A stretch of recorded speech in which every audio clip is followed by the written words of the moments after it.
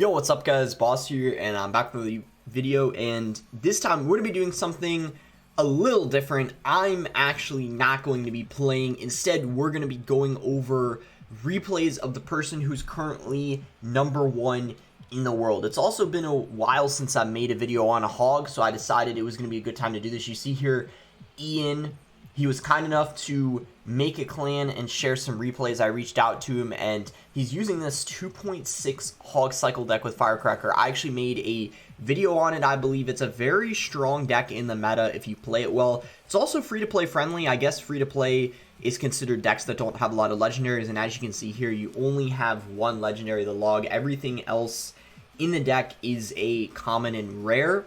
And you see, you only have Firecracker and Tesla as your air counters, but you have so much value and just ability to outcycle that they often can be enough, because you can get 2 or 3 Firecrackers down a lot, or you can pressure when they go for lavas and stuff like that with the hog in the opposite lane and just stuff along those lines. So before for games, if you want to support me, use my creator code AnySuperSoulGame. Really do appreciate all the support. It does mean a lot. I'm also going to shout out Ian on Twitter. That's the one thing he wanted me to, I guess, given the description. So if you guys want to check out Ian, follow him. He'll be on there just to show you guys Ian's profile. As I said, #1 in the world currently, and he finished 15th in the world last season. He used this deck too. He's also very good with Expo, but this is the deck we're going over today. So first game here is going to be versus Recruits Royal Hogs, and this is going to be an interesting matchup, right? Because the Flying Machine is not going to be easy to take out. We only got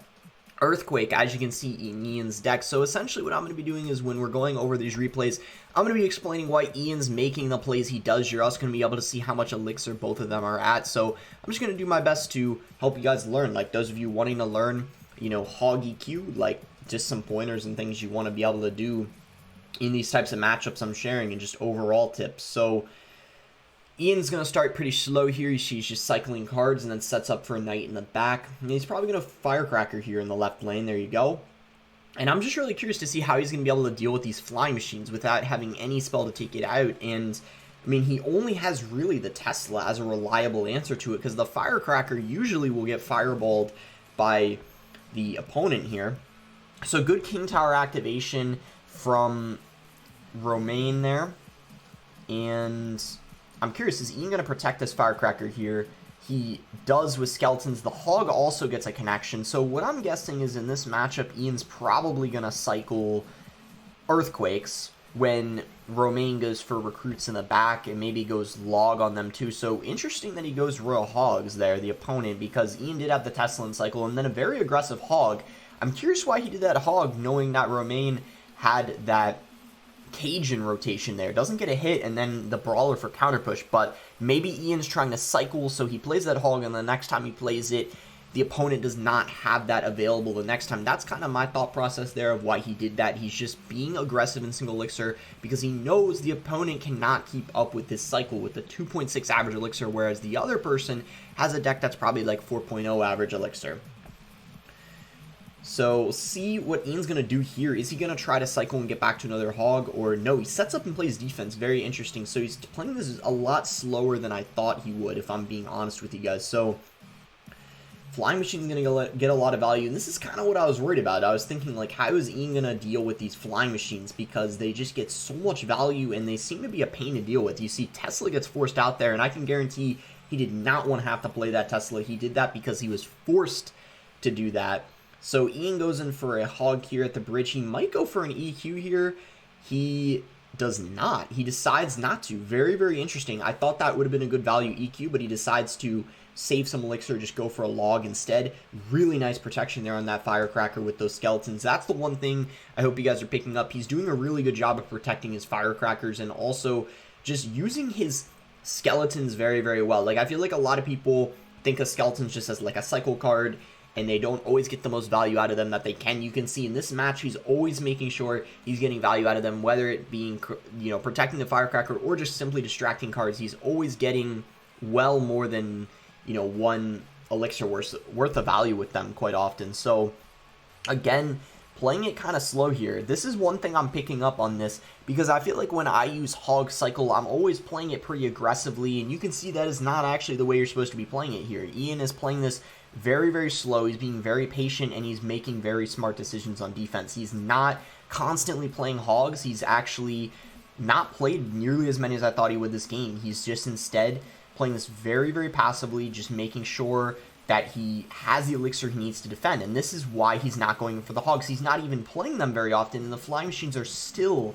stacking up and just giving him so much trouble. He even takes some damage there, but he still has a solid lead. And what I'm wondering is, in triple elixir, how the heck he's going to be able to just defend the onslaught of like flying machines and recruits and stuff like that. That's going to be interesting, because if the opponent gets 2 or 3 flying machines down and there's recruits down and stuff like this right here, I mean, I guess it's really just the firecracker. You know, it comes down to abusing that firecracker.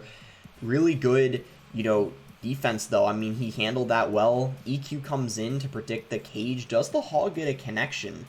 No hit. I mean, he's really having a rough time getting that hog hit. You can see so much of the damage is coming from earthquakes, not even the hog itself, and that's often why you want to have that earthquake in the deck as opposed to having the fireball, because fireball and other spells like that, you're not going to be able to just freely cycle on your opponent's tower that easily, but earthquake, you're going to be able to do that and get 255 damage every time, which is really, really good value. So just 20 seconds to go, and this game has gotten a lot closer, but Ian has it under control. Flying machine gets stopped, and the hog, I don't think it's a connection here, but you see really nice win there by Ian. I honestly have to say I'm really impressed with how he dealt with those flying machines and just overall everything, like protecting the firecrackers and just getting so much value out of his, you know, Teslas, firecrackers, knights, and just doing a good job of like making sure he prevented as many flying machines from locking on as possible, and he played it very patiently. So that kind of shows you, you know, exactly how you want to play the matchup. He only gets plus 16 there. The other person was much lower than him. So here we go. This is a great one that I know you guys will like. This is Golem, and I know people are always, when they use Hog, they're always like, oh, Golem, Golem, Golem. How do I beat Golem? Oh my gosh, Golem, like... And this, I think, is even harder than most Golem decks, because you see the Fireball instead of the Lightning, and Fireball gets way better value against the Firecracker, because it's a 4 for 3 trade as opposed to a 6 for 3 trade, and you might be thinking, okay, well, Lightning does better against the Tesla. True, but a good Hog player will space out the Tesla and the Firecracker, so you'll never be able to Lightning both of them. So Ian's perfectly fine here cycling an Earthquake on the tower. Chances are Ian probably knows it's going to be Golem, and judging by the emotes, I don't think he's too excited to play against the deck, but you know, if you play well, you can outplay it, and I mean, it's the reason why it's a little hard is because of the tornado, but your cycle is going to be so much faster than theirs, and you know, you gotta just kind of abuse the cards you have that are annoying for the Golem player, like the Firecracker and also that Tesla. So Ian is still playing this very slow. I thought we would maybe see him be a little aggressive, but I guess if anything you guys have picked up so far, it's that you're not supposed to play EQ very aggressively. You actually are supposed to be a little passive and just wait until you have the correct support cards for the Hog. Like there, he went for the Firecracker first to make sure he had something supporting the Hog, and you can see what that ended up doing was applying more pressure, so Nicholas took a little more damage than he probably would have liked, and it just makes things awkward for Nicholas as well. That was also huge right there. You see that? So he completely outcycled the Tornado. Nicholas doesn't have E-Barbs in hand too, so he set himself up very, very good there. That was a good play, and this is why Golem is not maybe as hard as it seems, because it's so easy to outcycle the Golem player, especially in single elixir, and just like that, Ian already took over half the tower, and it's only been a minute and a half of this game. So I mean, the only thing is, of course, defending these Golem pushes. I mean, of course it's easy to get damage, but the problem is one Golem push can take, you know, your tower if you're using Hog, if you don't defend properly. So this is the defense that's going to be more impressive than the offense. I'm curious to see like how he defends it. He's going to set up Firecracker in the back, and then he's probably going to cycle to another one. That's what I see Hog EQ players do a lot. They get one down, and then they play another and another, and by the time you spell it, they already have a lot down. So you see Nicholas takes it out, but just like that, another Firecracker already comes down. That Tesla is just getting value, you know, hitting that Golem, taking it out.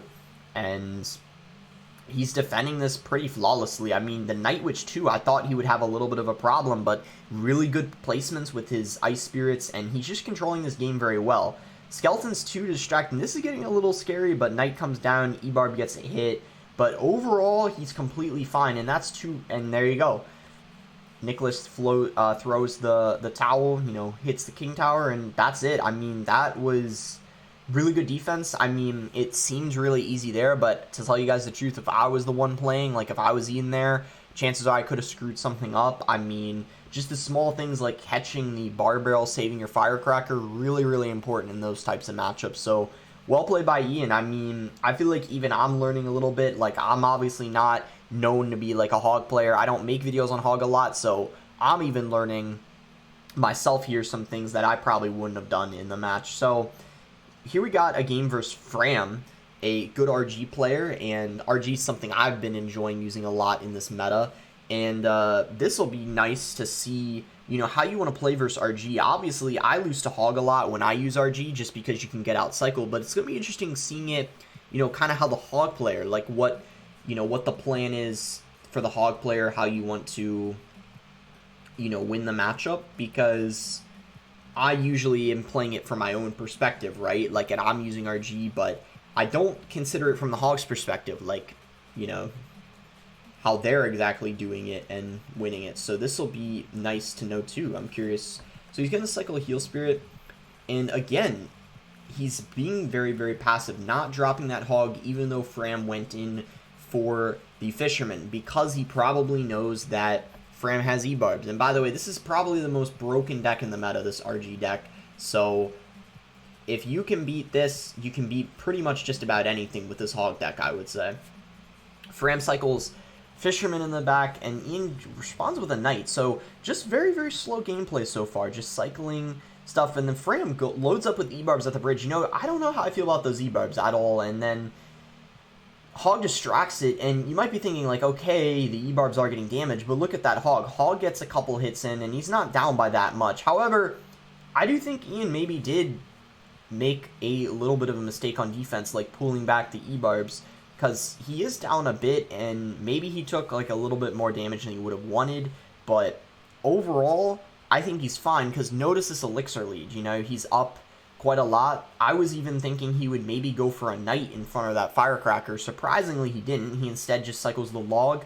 But maybe what he's trying to do is get back to that HOG really, really quickly, because look at that. Fram does not have that Fisherman in cycle and does not have E-Barbs in rotation too. So if Ian goes Knight and HOG at the bridge here, I almost wonder if that's what he's going to do, because he doesn't have them cycle. He instead cycles Firecracker in the back. I'm curious if he's going to go HOG Knight at the bridge. That's what I'm waiting to see. Is he going to do that? No, he goes HOG, and he actually plays it in the right lane instead of the left lane. So that is very interesting. So you don't want to play into the same lane where your opponent's dealt more damage. So you see how on his left tower, Arena Tower, he has more damage dealt to it. So instead of playing in the left lane where he's done more damage to Fram's left tower, he's playing in the right lane. And then he logs the left lane. So he's, I think, just trying to make things awkward for Fram here by splitting where he's going and just trying to be unpredictable too. I think that's another factor, because just like that, he switches back into the left lane. So he's doing a lot of split lane pushes. You know, he's not really fully committed to one lane. He's perfectly fine going in both lanes, and that's kind of the beauty of HOG. It's not like a Golem deck or a Lava deck. You don't need to commit to one lane. You're free to try to chip both lanes down, force Elixir out of them so they can't build out that push, right? Like, that's what he's doing. He forces that Fisherman into the right lane so it's not supporting the RG.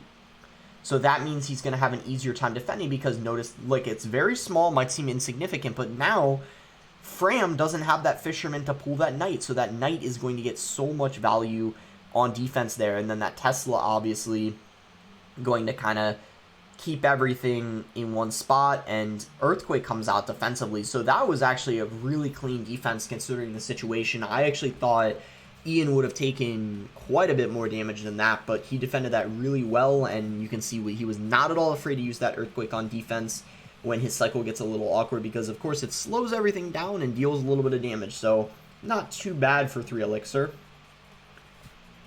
And again, he's still pressuring the right lane. He looks like he's almost fully committed to pressuring the right lane now. He was splitting lanes a lot, but now it looks like because Fram is always going into the left side, Ian's going to be going into the right side every time because he does not want to be playing into Fram's pushes, because if you play a Hog into a Mother Witch, that's obviously really bad because they could go E-Barbs and support it. So he's going opposite lane of where Fram's pushing, and that Hog gets another hit, and just like that, Ian is very close to winning this game because his tower is just 3 or 4 Earthquakes away, and a single Hog hit will take it. And as you guys know, with Hog EQ, spamming spells is really easy to do in triple elixir. You know, you can cycle like 3 Earthquakes in like 30 seconds. That's pretty insane. So double RG here. This is looking a little scary here to defend, but Ian is back to Tesla, and he already had that Firecracker down. However, this is still, you know, really good defense. I mean, I feel like most Hog players would not have played that, you know, as flawlessly as Ian did there. And this Hog does get 1 hit, and that should be enough because that's just 2 Earthquakes. Ian's even going to cycle it now. He's not even concerned about that RG because he knows 2 Earthquakes is not hard for him to get to at all. So he's just going to log that back. He even defends. He didn't even cycle it first. He made sure he defended, and that's going to be a game. So he played that really well. Earthquake doesn't even get much value in that matchup because there's no building, but he still managed to win. It really shows you the power of the Tesla. Tesla is so good versus RG, so make sure you're, you know, playing it in the right spot. You're always playing it kind of low in the middle, and only play it high up when you really need to, because you're going to be able to defend much easier when you buy yourself more time by playing it in the middle, and of course spacing it out too. Don't play your Firecracker and Tesla next to each other. So here we go. This one here, Ian's going to say he left as a note. It's an easier matchup, but I still think it's worth showing you guys because when you're using, you know, a deck like this, you're going to need to know how to play every matchup. And honestly, I think that, you know, a good Mortar player can always outplay these types of matchups too. Like Igor, for example, he's known for beating some of the hardest counters. So I think it's still worth like learning how you'd want to play it. So Coca here is going to go for a high Mortar. Ian gets the King Tower activation right away. That's going to help a lot. And EQ does come down on that Mortar right away. He's not worried about hitting the tower. So this matchup, I bet you, unlike the others, Ian is going to play this more aggressively.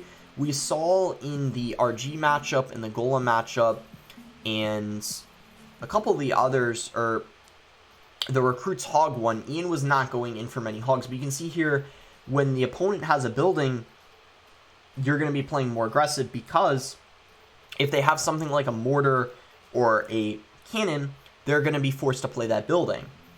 Which means if you go in for your Hog, they're going to play that building, and then you can Earthquake it. And what's going to happen sooner or later, like you see right here, is you're going to out-cycle them.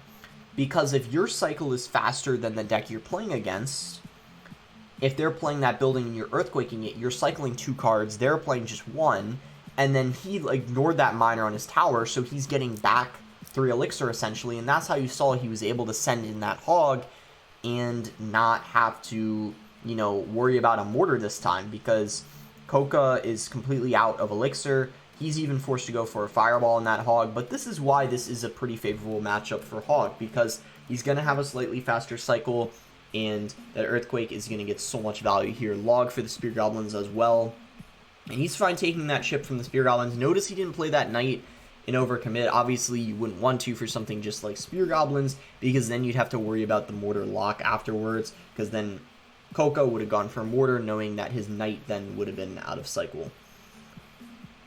So Coca might load up with a Musk here in the back. Yeah, he does, knowing that Ian doesn't have a good spell for taking it out. But overall, this isn't going to be difficult for Coca to break through here.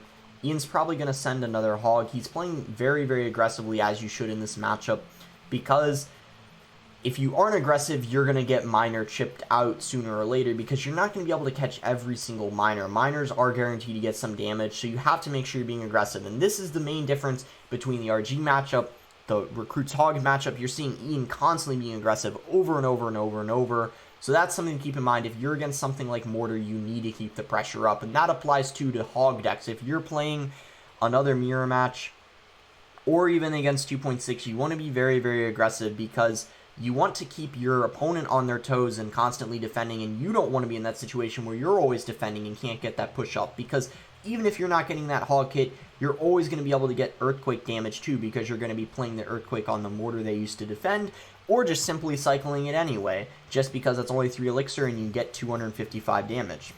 So another hog in again. EQ will come down here once again, and this is looking like pretty much just rinse and repeat. Ian has a significant lead here, and this is why he said this is one of the easier matchups, because he has the answers, you know, EQ for the mortar, log for the spear goblins, and even that miner. Skellies are going to be in cycle every single time for it, so not too bad. Hog comes in again. We could even speed it up here. He's doing a lot of similar things, and as he said, it's an easier matchup. So you see Hog in again, again, so aggressive in this matchup. Do not be too defensive, and it should be a pretty easy win there. So that's that, and I guess we'll end off of this one versus Codigo. So another RG match. I know we already showed an RG match, but I think it's important to show another one.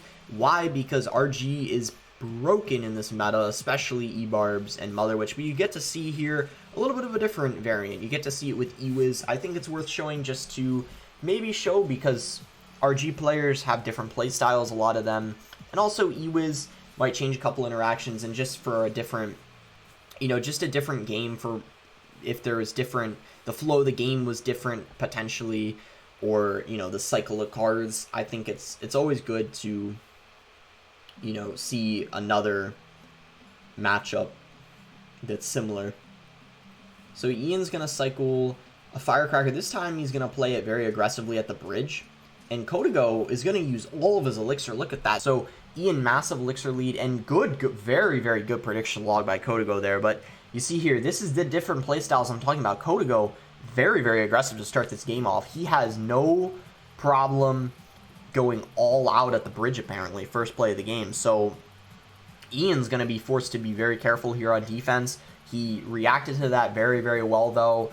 And that's the thing with Hog, right? Like, I feel like a lot of people who use Hog might not have that reaction time. You really need to make sure you have that reaction time, because a lot of people are going to do that, you know, especially in this meta, going like E-Barbs at the bridge, you know. Some people might even have Rage, so you got to make sure paying attention.